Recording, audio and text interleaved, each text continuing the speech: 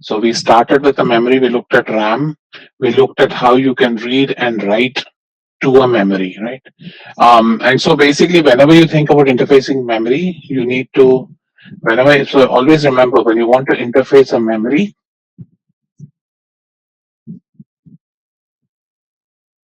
right?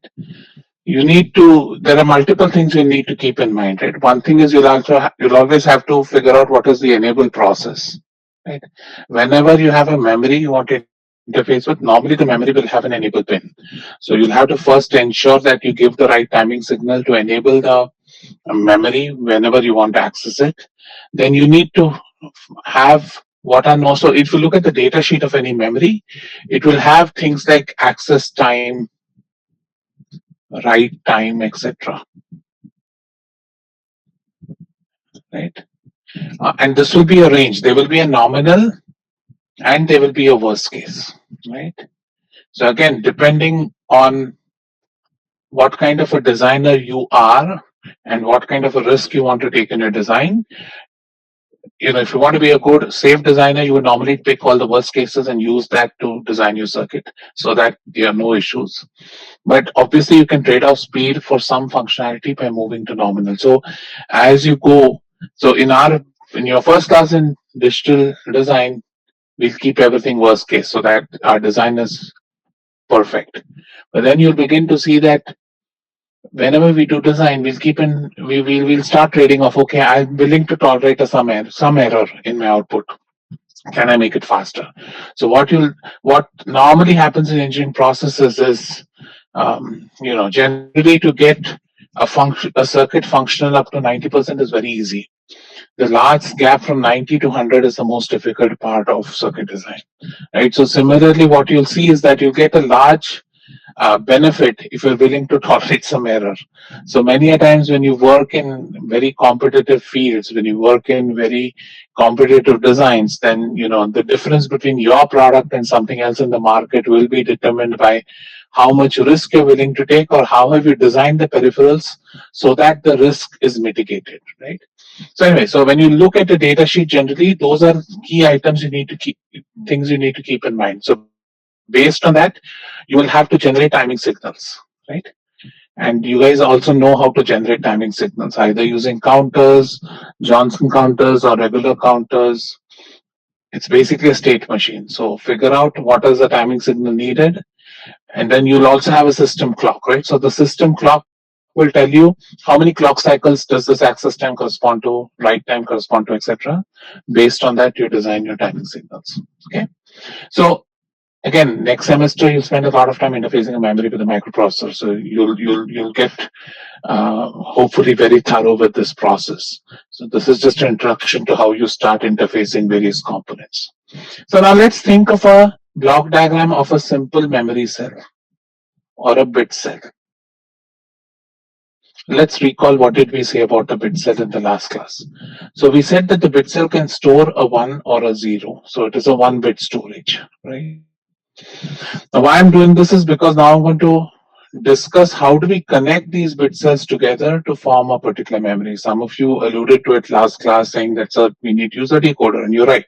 So we'll just complete this by figuring out how do I connect these various bit cells to create a memory which takes in a word or gives out a word, right? And when you think about the design, so remember, memory is a very dense circuit. So whenever you design it, when you design the bit cell, you want to ensure that the bit cell is the smallest possible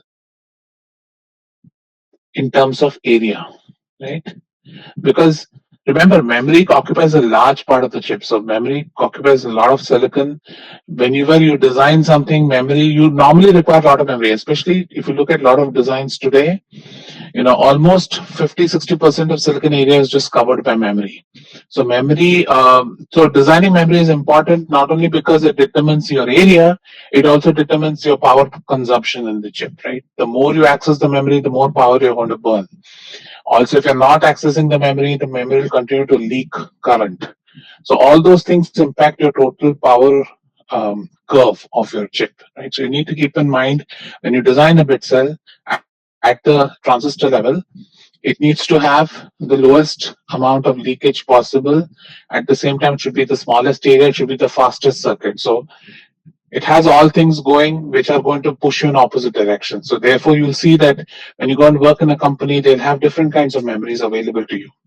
There'll be memories which might have a faster read. There may be memories which may have a faster write. There may be still other memories which will scale, which will trade off area for power, right? So depending again on where your product is lying, what is your market for your product, you'll have to pick and choose which kind of memory you choose. Okay. And also we know that if you're going to use the bit cell into your entire large memory, you want to ensure that the bit cell has an enable signal and it has a read-write signal, right? Basically, these two signals are used to either enable the bit cell or they're used to tell the bit cell what is it that we want to do with the bit cell, whether do we want to read the data off the bit cell or do we want to write new data into this bit cell. Sometimes this enable signal at the bit cell level, we also call it as a select signal, right? So basically what we're doing is we need a method which will individually pick a particular bit cell. Once that bit cell is picked, then you use a read or write to figure out as to what you're doing with the bit cell. Okay. So if you think of the smallest block diagram of the bit cell, again, I'm not going to go into transistor level design of the bit cell. But if I look at the bit cell essentially is made up of one bit input, right? Or let me change the orientation so that I keep it in line with your textbook.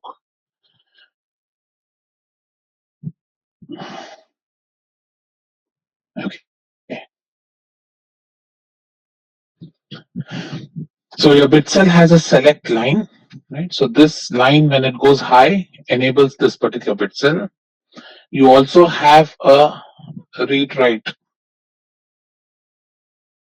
line. So this line again, if it's zero, it's going to allow you to write. So we can sometimes write this bar as a read-write bar. Right? So when this signal is zero, we are writing to the cell. When the signal is a one, we are reading off the cell. And then we have two ports, an input port and an output port, right? So this covers all the basic functionality of the bit cell.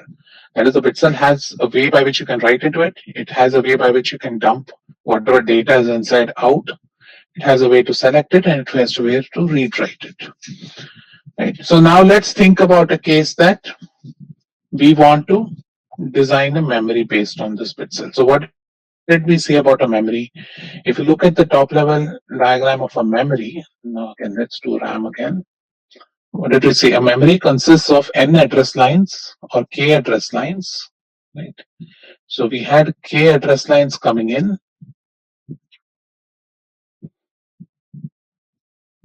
N. So if your word length is n, you have n input lines here. You have n output lines here, right? So this memory can be thought of as, if you want to calculate the number of bits in this memory, how many bits are there in this memory? You'd have to unmute and answer. 2 to the power k. 2 to the power k is the number of words. How many bits will I have? Times n. Right? So this is the number of words I have in the memory, and these are the number of bits per word in the memory, right? So now, what is the intention? The intention is when I present an address to this memory, I should get an output on the output line, right?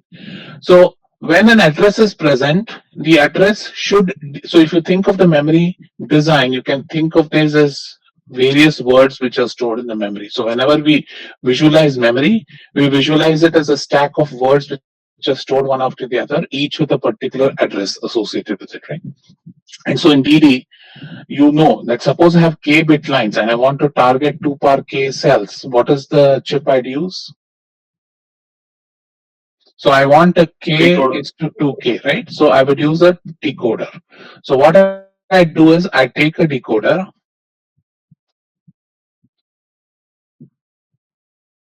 So this would be a k is to 2k decoder, right? Which takes in k input lines, right? So these are your address inputs. right? And you have 2 to the power of k outputs. Right? And so if I think of this as an active high decoder, it means that every time an address shows up on this input, one of the lines at the output of the decoder goes high, right? So that line can be now connected to a particular word. So let's now think about say let's use a 3-bit word. So if I want to design a memory with a 3-bit word, which means that my word has to be 3-bit cells long, right? So these are my bit cells, right? And so what I'm going to do is that if I think about it, this line, suppose this is my A0 or my first uh, address. My first address I'm going to use as a select to these 3-bit cells, right? So which means, remember again, the memory doesn't allow you to access individual bit cells. It's allowing you to access only an entire word. So if you think about it, this address line is connected to 3-bit cells. This is your select line. Again, let's recall what the bit cell block diagram looked like. It looked like a select line here, a read write, output, and input, right? And now, Balaji, now let's take about A2, say. So A2 again will be connected to again 3-bit cells. I'm just taking A1, A2, A0, and A2 just because it's easier to draw. I didn't want to squeeze another one there. But you can imagine that these are basically identical arrays sitting next to each other and have a 3rd bit cell sitting here, right? Now what do I want? Now this decoder will help me select which word I want to go into. Now similarly for the inputs, what do I do? Again, the inputs, suppose there are 3 inputs, right? So I will have inputs as D0, D1, D2, say, right? So my inputs are going to be connected to all of my bit cells, right? Along a column. So along a column, I'll say that this is D0, say, this is D1, say, and this is D2, right? So my D0, D1, and D2 will be connected along the column to each and every bit cell. So what am I doing here is the inputs are given to all the bit cells in a particular column. Like D0 goes to all the input pins of the bit cells in a particular column. But because you have a decoder here, at any given point of time when an address is given, only one of these rows are selected, right? And so this decoder helps you pick which is the bit cell which is actually talking to the output. Now, how do I pull out the output? So let me just change the color. So to pull out an output, I know that I need to pull these pins out. So I will pull this pin out. Right. I will pull this pin out. Similarly, I will pull this pin out, this pin out, this pin out, and this pin out, right? So this is going to be my output O0, O1, and O2, say, right? So which means that, again, and now how do I decide whether I have to look at the input or the output? I use my 3rd input, which is my read-write bar. So I will have one common read-write bar signal, which will go into the circuit. So let me call it using this. So I'll have one read-write bar signal, which is going to go to all the bit cells connected in the circuit, right?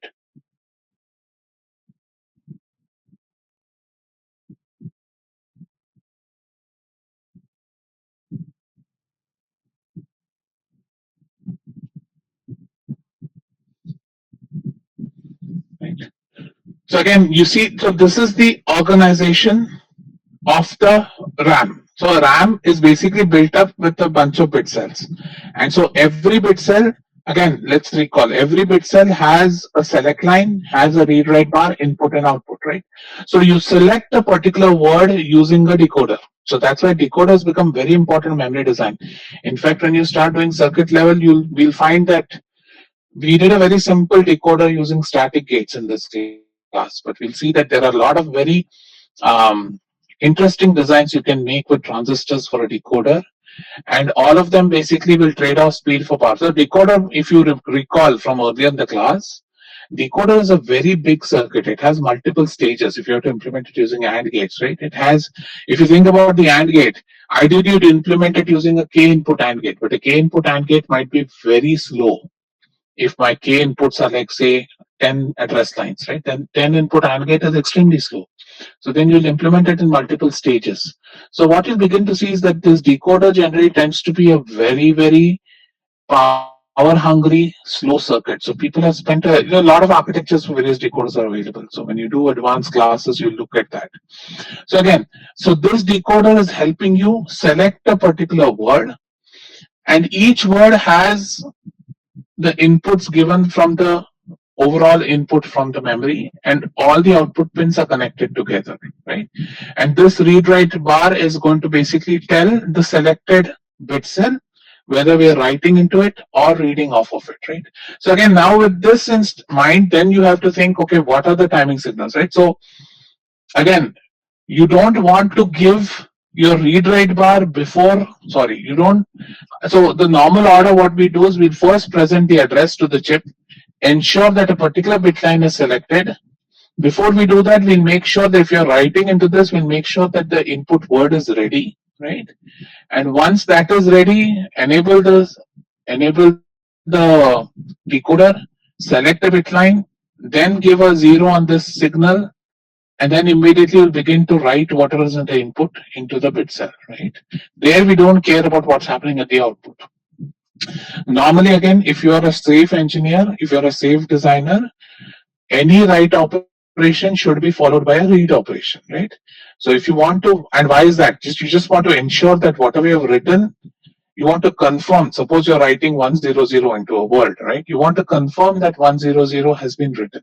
So normally, if you're writing something, a safe design practice is to ensure that you read it back again, confirm that whatever is written is what you wanted, and move on. Because sometimes what happens is there might be imperfections in the circuit associated with a particular bit cell, right? And or sometimes you might have made a timing diagram or a timing signal which is not sufficient for the entire write process to occur.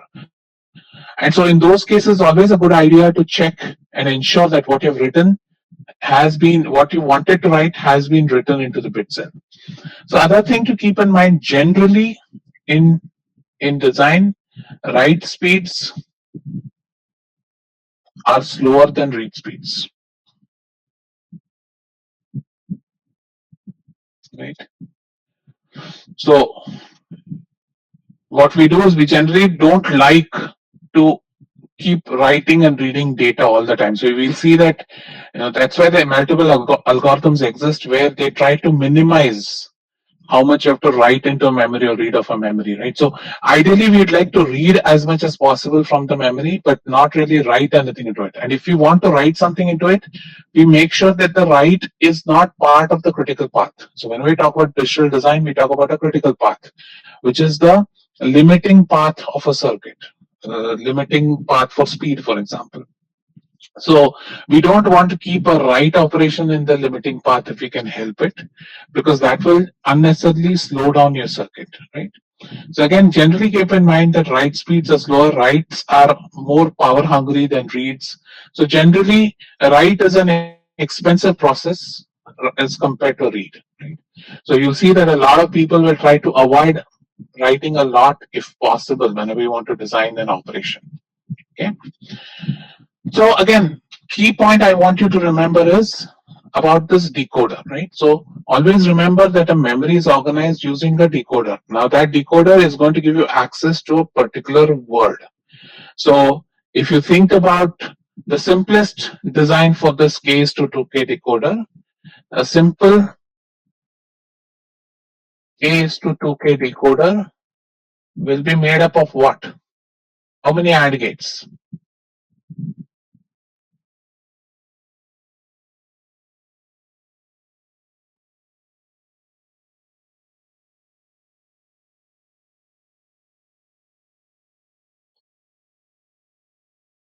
So if I want to design a K is to 2K decoder, how many AND gates do I need and how many inputs per AND gate would I need? 2 raised to k AND gates, Mm. and each will have k inputs. K inputs, right? So you see that as I discussed previously, and why is this? Because every minterm, right? The output of the decoder is a minterm. So basically your AND is going to generate all the different minterms. If you think about K input lines, you'll have 2 to the power K minterms, right? So if you think about a 2 input, you'll have, suppose you say 2 bits, right? A0 and A1. Then we essentially have 0, 0, 0, 1, 1, 0, and 1, 1, right? So 4 minterms. And all of them will be represented as a 2 input AND gate. First input, 2 input AND gate will have A0 bar and A1 bar. Next will have, so you can think of them in addition, you'll have K inverters also associated with, if you don't have the complement inputs available. So in addition to K input to per K AND gates, you'll also need K inverters to enable to design this decoder, right? So again, so what you begin to see is as you start making the memory larger, right? So remember, as you introduce more and more, as you increase the size of the memory, this decoder starts getting very large, right? So sometimes what we do is, instead of dealing with one large decoder, sometimes it makes sense to break it into a row decoder and a column decoder.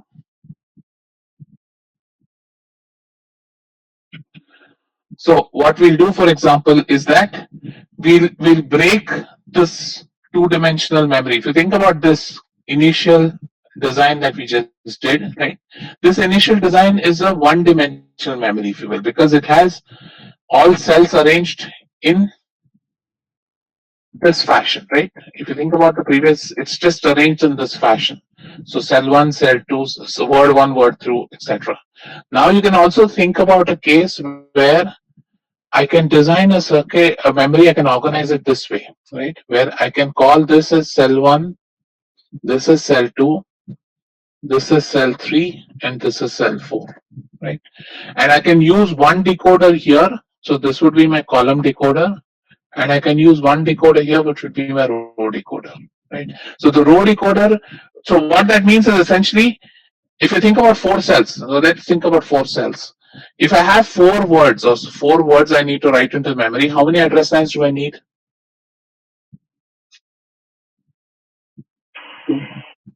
2 address lines, right? So now these 2 address lines, I can either use them as a 2:4 decoder in this fashion, where I take 2:4 decoder, have 4 inputs, and each 4 inputs are given to one of the words here, so I can access all words. Or I can break it into two 1:2 decoders, right? Where one is used for the row decoder and one is used for the column decoder, right? So what happens in this is, it's not very apparent when you use just 4 cells, but you see that all of a sudden, instead of using a 2:4, I've reduced the size of the decoder by half. So that gives you some additional speed. So many times when you think about memory normally today is not organized just like this. It's normally organized as a row and a column decoder. Again, it might be impervious to you if you're sitting outside and if this is your block diagram of the memory, where this is K and this is N, right? You don't care how the memory is organized inside.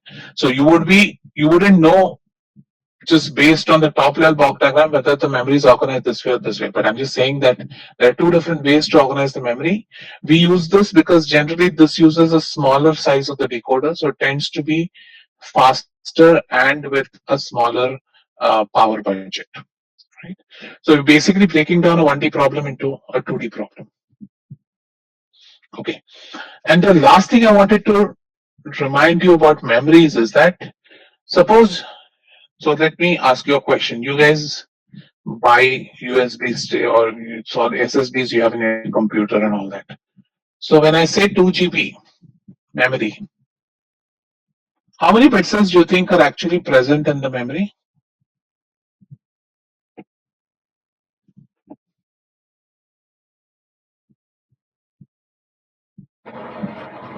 2 into 10 power 9. 2 into 10 power? 9. That is bytes. Huh? So bits will be 16 into 10 power 16. Okay. So now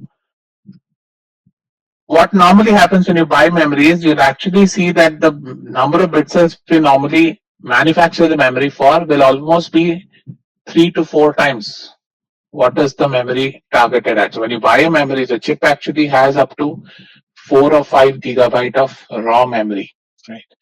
And the reason we do that many a times is memory by definition, because it's a very device intensive process, it has a lot of failing cells. So whenever we design memory, right, you'll see that the memory will be spec'd for much lower than what it's actually designed for. And the reason is because a lot of testing will happen once your chip comes back from the foundry, because many a times you'll see that the yield on the memory is not high enough. So even though you have 4 gigabytes of memory, it will be spec'd for only 2 gigabytes. And the reason is because memories cells tend, not all of them will work. Some of them will have reliability issues. That is, some of them will stop working in a few cycles of memory, etc. So generally, the rule is that there is a lot of, when you deal with memories, when you start interfacing memories, you have to also worry about error coding, etc.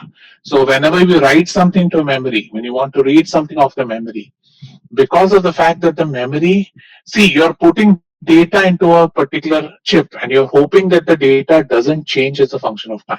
But as a good engineer, you should remember that that data can change as a function of time, because of the fact that that memory is continuously being powered by a power supply.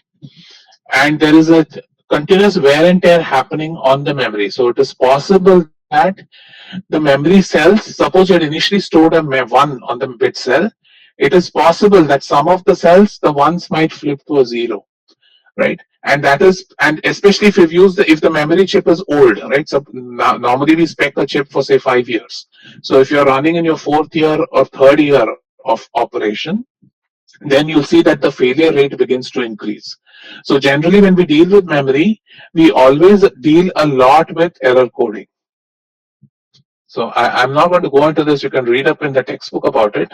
But what I want, and this is why we taught you parity and Hamming code and stuff like that in the beginning of the class, that it is the duty of the designer to ensure that the quality of the data remains the same. So when you are storing some data into the memory, you need to also think that how do I figure out if this data is corrupted, right? So whenever you design systems, you need to always keep in mind that eventually you are responsible for your data. So you need to ensure that you have a way to find out if the data is corrupted or not. So a large part of memory usage will also deal a lot with how are you going to look for errors, what is error coding, etc. Right?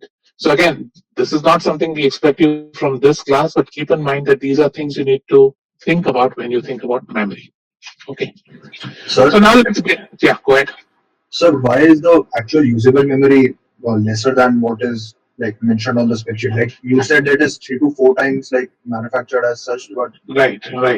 but sir, for example, if it's a new 1 terabyte hard drive, then its usable memory is only around 932 GB. Right. So one is because it also has a bunch of startup programs and all which the memory uses, right? So that is written into that. What I meant is, even if you look at a 1 terabyte memory, if you actually went in and counted the number of bit cells manufactured, that will be around 2 terabyte. And the reason it is spec for 1 terabyte is because most of them have failed. And so generally what happens is that the yield of a memory is not that high, and the fails happen much later when they go into testing. Now when you buy a memory, in addition to that, you also have startup programs, you have programs which have their own, if you're erasing, if you're writing it, you need some interfacing programs in addition to, it's not just a bunch of memory, right? You have some interfacing initially when you plug the USB into your board, right? Some programs need to be run on the memory. So all those occupy space in the usable memory. Therefore, the usable memory actually tends to be less than what is spec for. So you do get cheated in that.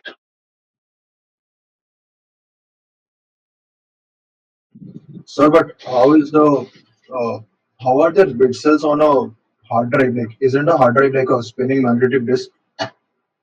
So in a magnetic disk, it is different. There it is, but if you look at SSDs, I mean, nobody uses hard drives anymore, right? So if you look at SSD is nothing but a flash cell.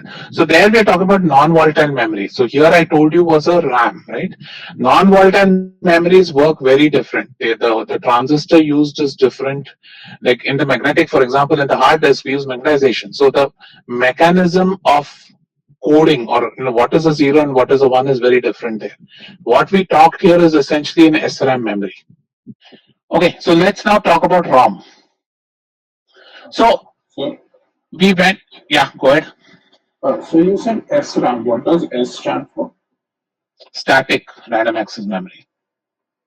So like there is a DRAM as well. Yeah, DRAM is dynamic. Yes, yeah. Again, I think you guys will do some of it. I think in architecture, I'm not sure. Hopefully, architecture will cover a little bit more into what is an SRAM, what is a DRAM, when are they used. I mean, I don't have time to cover it in DD. Anyway, let's go to a ROM. So a ROM is a read-only memory, right? So a ROM is organized very similar to a RAM. The only difference, as I told you, is that you can write it only once, right? And so the way the ROM works is you have fuses or in the memory cell, in the bit cell, right? And so what this does is, initially when you buy a ROM chip, you can program into that ROM chip. Once that program is done, then you cannot reprogram it again. Now, obviously, we have electrically erasable ROMs now. In fact, for the last 30 years. So having a chip which can write only once is kind of not a very smart design. So people have found out ways where you can erase the entire memory and reuse it again. But essentially what the ROM means is that you treat it as a component where you either erase the entire memory or use the entire memory as such. So in that sense, it continues to function as a read-only. That is, you can write it only once and then you reuse what is written into it many times for your applications. And then later, suppose you want to reuse the chip, you come in with a blank erase, you erase the entire memory, and then rewrite into it again and then use it again, right?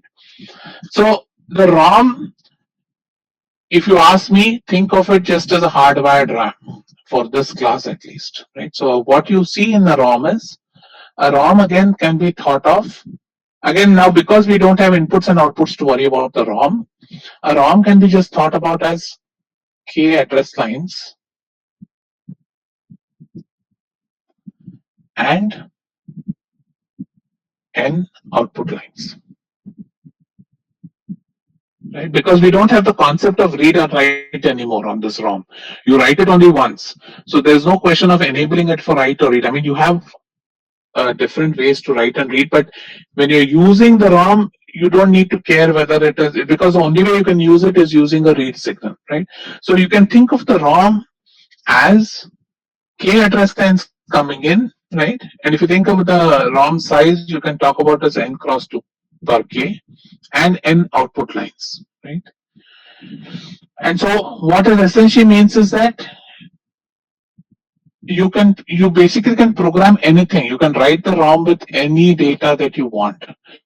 But what you see here is this system looks like K inputs and N outputs. Right? So if I think of it very it's a very dumb way. If I think about the ROM can be thought of as it's taking in K inputs and giving out N outputs, right? So it looks like a combinatorial circuit.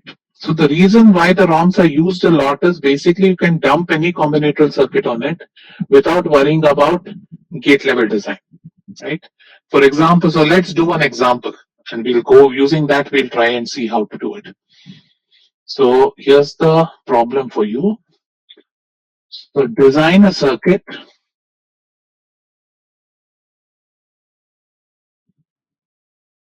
that accepts a 3-bit number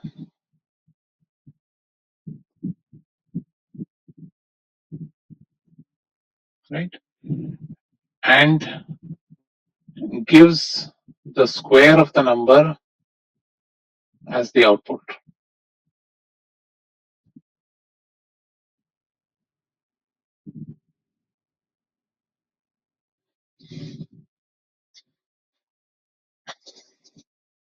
So this is the problem given to you, and using a ROM.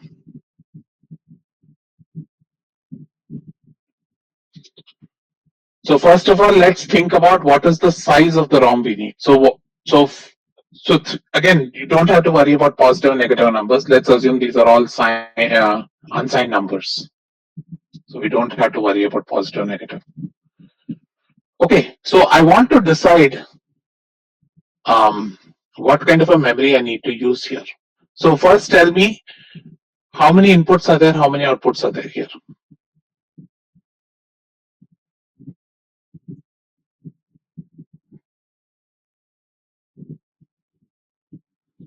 How many inputs do you need in the circuit? 3 input. 3 inputs, right? 3 inputs, right? It's a 3-bit number, right? And this is a parallel. We're not worrying about serial inputs right now. So we need 3 bits. So you can think about the input as A2, A1, A0, where A2 is the MSB, A0 is the LSB. How many outputs bits do you need? 3. 5. 5 or 6? 5. 49, na? 6. Yeah. Right? Now, correct. So now let's think about. So we need 6 because 49 is written as what? 110001, right? So 32 plus 16 plus 1, 48 plus 1, right? So ideally you need a 3 to 6. So if you think about it, you would need, what would your ROM look like? Your ROM would look like a 2 power k times 6, right? So there should be 8 cross 6 ROM you would need. Now let's think if we should use an 8 cross 6 ROM or can we get away with something simpler. Again, you want to use a ROM which is of the smallest size needed. You don't want to use a big ROM if you can get it done with a smaller ROM. Again, convention is 2 power k times n. So this is how you define the size of the ROM. So, Okay.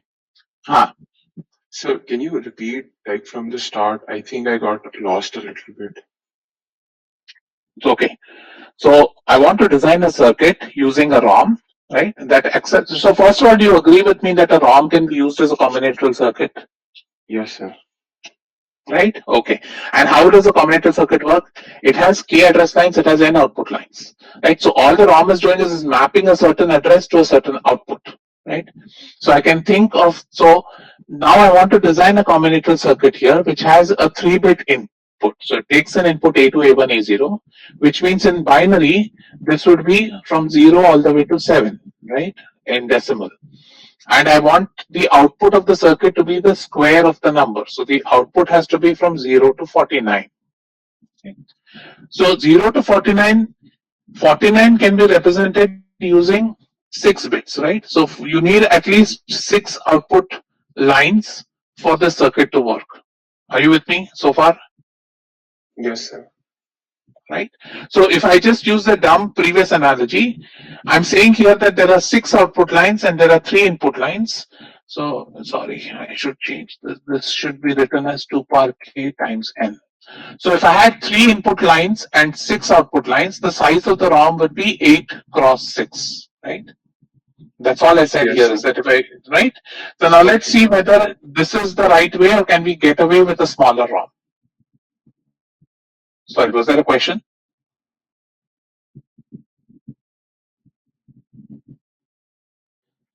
Okay, so let's quickly write the truth table for this.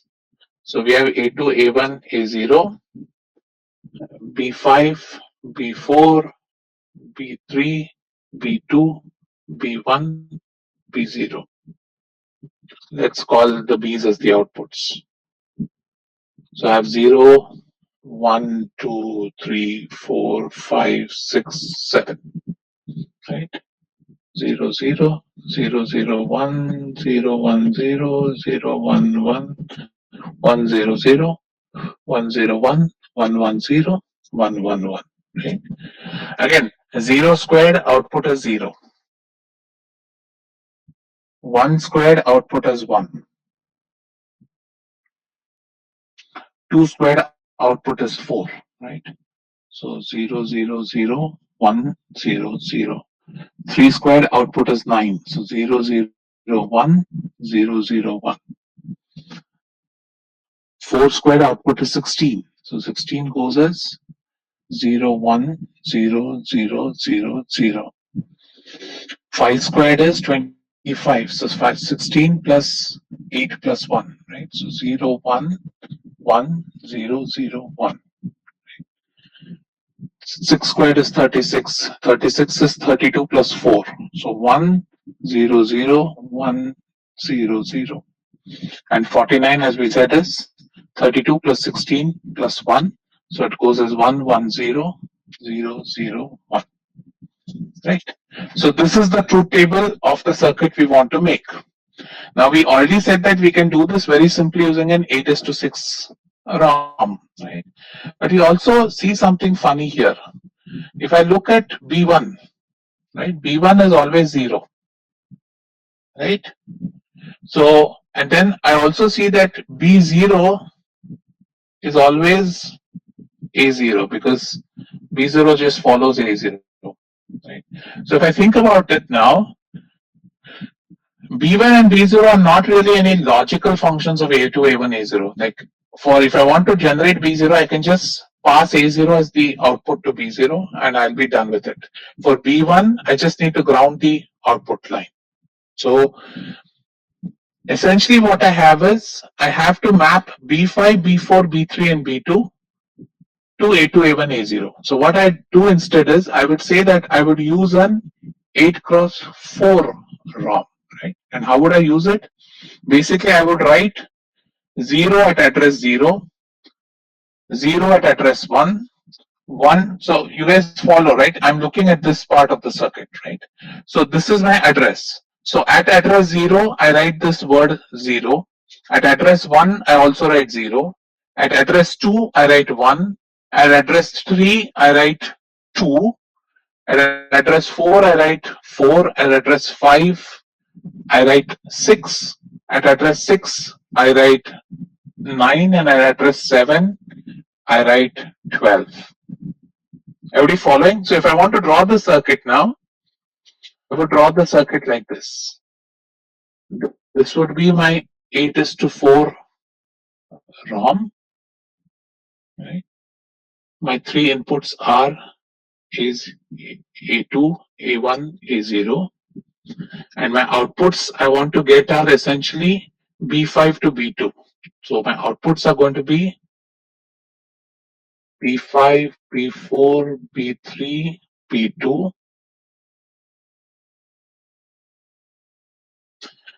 B1, which is my output here, I can just ground it. So that is a 0. And for B0, I can just take output A0. So this is my,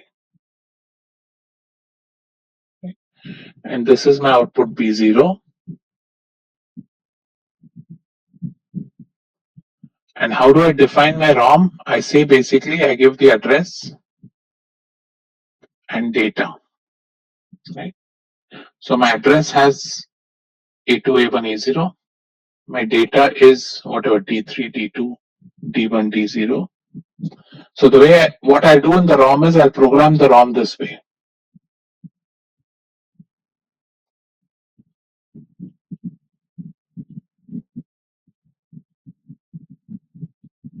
As we said, zeros in the first two addresses.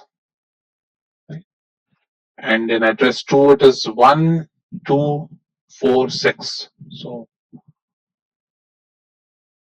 1, 2, 4, 6, and 9 and 12. Right? So this is how I would implement this circuit.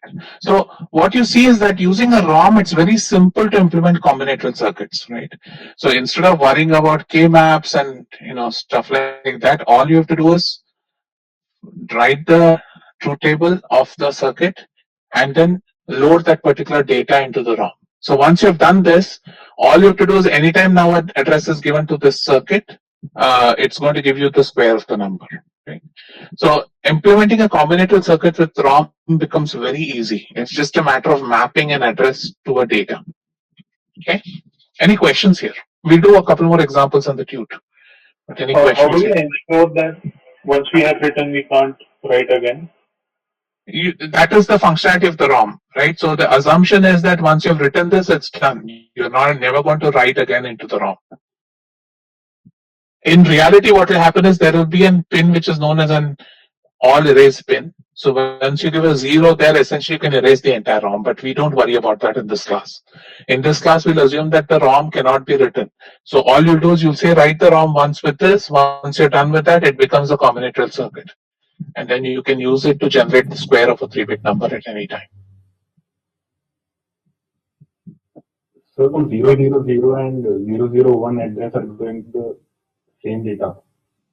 Correct.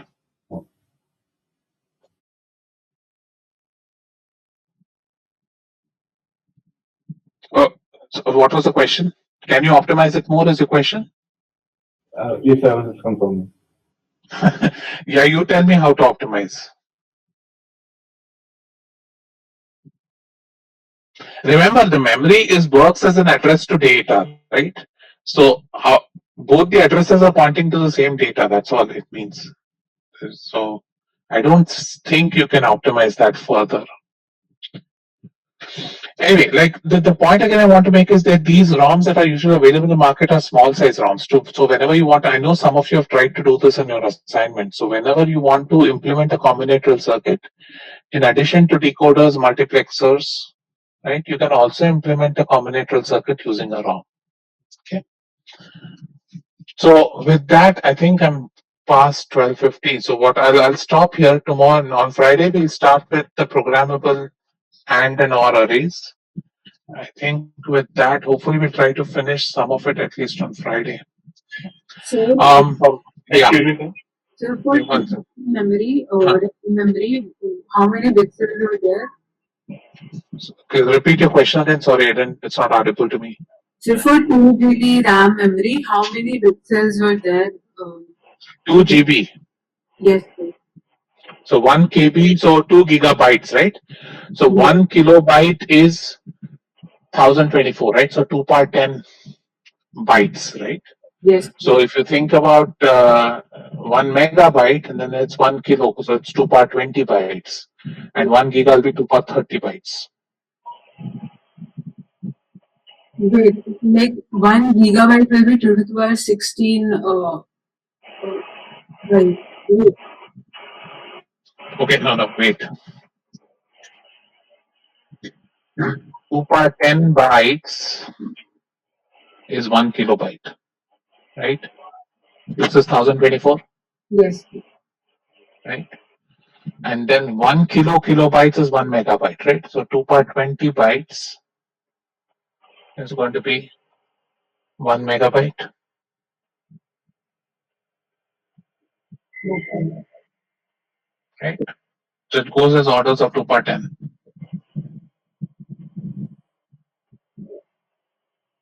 Okay. Yeah. Now, if I say 1 byte, I said is 8 bits. So if I want number of bits, then it goes as, so 1 kilobyte of memory will have 2 power 13 bits. Because it's 8 times 2 power 10 bytes, right? Yes. Okay. excuse me, sir. Regarding Yes. the project,